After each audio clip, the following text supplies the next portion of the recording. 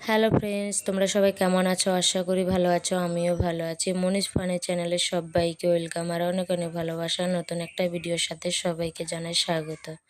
এখন বাজে প্রায় বিকাল 5:30 মতো, আর এখন থেকে ভিডিওটা স্টার্ট করছি। তোমরা পুরো ভিডিওটা দেখো। আর দেখো, আমি রেডি হয়ে গেছি। আর আমাকে কেমন লাগছে একটু কমেন্টে জানিও। তোমাদেরকে বলা হয়নি, আমি এসেছি আসাম বেড়াতে প্রায় 3-4 বছর পর। এখানে আমার কাকা বাড়ি, মামা বাড়ি সবাই আছে, তবে আমার বাবা মা এখানে নেই, আমাদের ওখানে আছে। তাও বেড়াতে এসেছি অনেক বছর পর। সবার সাথে তো মাঝে মধ্যে দেখা করতে হয়, তাই না? তার জন্য এসেছি, আমি আর আমার মেয়ে এসেছি বেড়াতে। আর এখন যাব আমরা মন্দিরে। দেখো, আমরা 4 জন বেরিয়ে পড়েছি। আর এই চ্যানেলে আমি আগে কখনো বড় ভিডিও আপলোড করিনি, এই প্রথম করছি। তোমরা পুরো ভিডিওগুলো দেখো, আশা করি ভালো লাগবে। আমি আসাম এসেছি অনেক দিন হয়ে গেছে, তবে অনেক ভিডিও করে রেখেছি, ছোট ছোট করে তোমাদের সাথে শেয়ার করব। তোমরা ভিডিওগুলো দেখো, প্লিজ একটু আমাকে সাপোর্ট করো সবাই। আর দেখো, আমরা মন্দিরে চলে এসেছি। একটা পাহাড়ের উপরে মন্দিরটা, চারোদিকে কিন্তু পাহাড়, আর যেখানে মন্দিরটা আছে ওখানে একদম সমান। তোমাদের সাথে শেয়ার করব। আর এই চ্যানেলটা না আমি অনেক শখ করে খুলেছিলাম, তবে যখন খুলেছিলাম তখন রেগুলার আমি ভিডিও দিয়েছিলাম, তারপর থেকে একদম ভিডিও দেওয়া বন্ধ করে দিয়েছি। তবে কিছুদিন আগে আমি ভিডিও দিয়েছিলাম, তবে আবার কিছুদিন বন্ধ ছিল। এখন থেকে আবার ভিডিওগুলো দিচ্ছি। তোমরা সবাই একটু আমাকে বেশি বেশি করে সাপোর্ট করো প্লিজ বন্ধুরা। এবার থেকে আমি রোজ ভিডিও দেওয়ার চেষ্টা করব। বড় ভিডিও চেষ্টা করব দেওয়ার।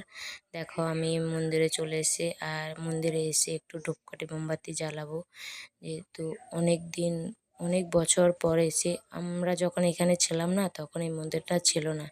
প্রায় 3-4 বছর হয়েছে মন্দিরটা নতুন হয়েছে। তবে মন্দিরটা খুবই সুন্দর জায়গায় করেছে, চারিদিকে পাহাড় আর পাহাড়। আর যেখানটা মন্দির আছে ওইখানে কি সুন্দর সমান তোমাদের সাথে শেয়ার করব। আর আমার এই ভিডিওটা আমার মেয়ে করে দিয়েছে। দেখো, আমি এখানে ধূপকাঠি মোমবাতি জ্বালাচ্ছিলাম, এসছি যখন একটু মোমবাতি আর ধূপকাঠি জ্বালিয়ে দিই। আর এখানে আমার ভাই আর আমার ভাইয়ের বউ দাঁড়িয়ে আছে, ওরাও অনেক ফটো তুলেছিল, ভিডিও করেছে। তারপরে ওখান থেকে বেরিয়ে আর একটা মন্দির আছে পাশে, বাবা ভোলানাথ বসে আছে, ওখানেও দর্শন করব। আর দেখো, এই যে চলে এসেছি, এখানে নন্দী মহারাজও আছে, আবার বাবা ভোলানাথও আছে।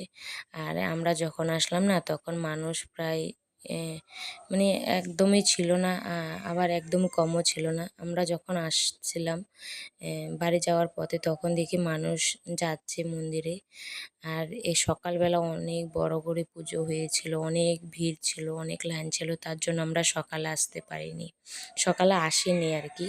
অনেক ভিড় হবে বলে তার জন্য সকালে আসিনি, বিকালবেলা এসেছি। আর দেখো, চারিদিকটা এত সুন্দর, কি বলবো। আর পাহাড় আর পাহাড়। আসাম তো তোমরা অনেকেই জানো যে পাহাড় এলাকায় ওটা।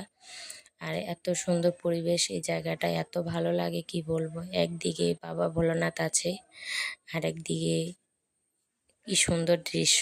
তারপরে বাড়ি এসে দেখো, আমার বোনের হাত থেকে আমি চুড়ি পরছিলাম, যেহেতু আমার বর বাড়ি আমার কাছে নেই, তার জন্য বোনের হাত থেকে পরে নিচ্ছিলাম।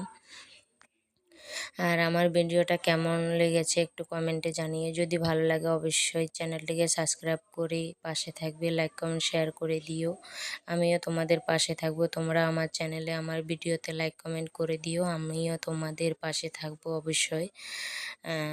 আর ছোট ছোট করে তোমাদের সাথে অনেক ভিডিও শেয়ার করব। তোমরা প্লিজ আমাকে বেশি বেশি করে একটু সাপোর্ট করো। ভিডিওটা আমি এখানেই শেষ করব। সবাই ভালো থেকো, সুস্থ থেকো, দেখা হবে পরের একটা ভিডিওতে। সবাইকে টাটা।